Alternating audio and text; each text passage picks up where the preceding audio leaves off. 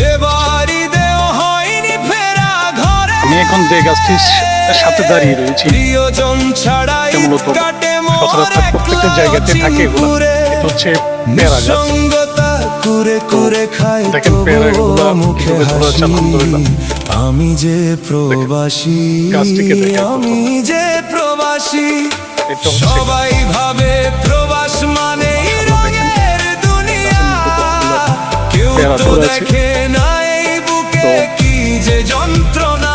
তবুও ভিডিওটি করার একটা কারণ সেটা হচ্ছে এই পেয়ারাগুলো কিন্তু আমাদের শরীরের জন্য ভিটামিনে পুষ্টিকর, ভিটামিনে ভরপুর একদম।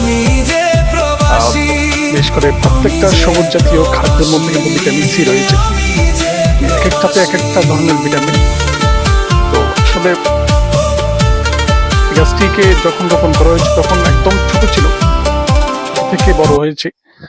তো ডানাগুলা মেলার পরে এখন ফুল ফুল ফুটছে, ফুলের পরে দিয়ে এখন ফল আসছে।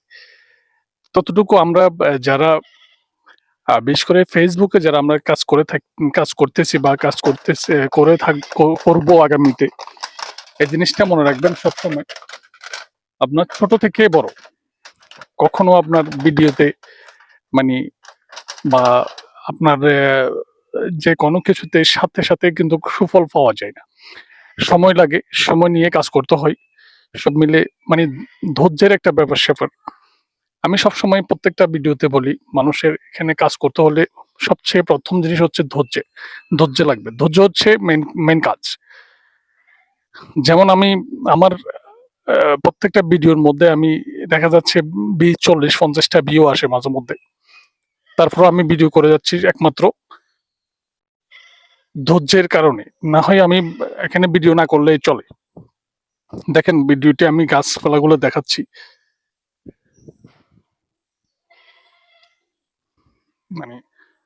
পেয়ারাগুলো দেখাচ্ছে এখানে। শুধু হয়তো এখন শুধু এগুলাই দেখা যাচ্ছে, বাট দেখেন উপাসের মধ্যে দেখা যাচ্ছে আরো কিছু পেয়ারা দেখা যাচ্ছে, দেখছেন। তো সব মিলে দেখেন প্রত্যেকটা জিনিস আপনার এখানে, প্রত্যেকটা জিনিস আপনার ধৈর্য নিয়ে থাকতে হয়। যেমন এই গাছটা এক বছরে ফল দেয়নি, 1 বছর 2 বছর 3 বছর 3-4 বছরে যে এটা মাশাআল্লাহ ভালো একটা ফলন দিচ্ছে।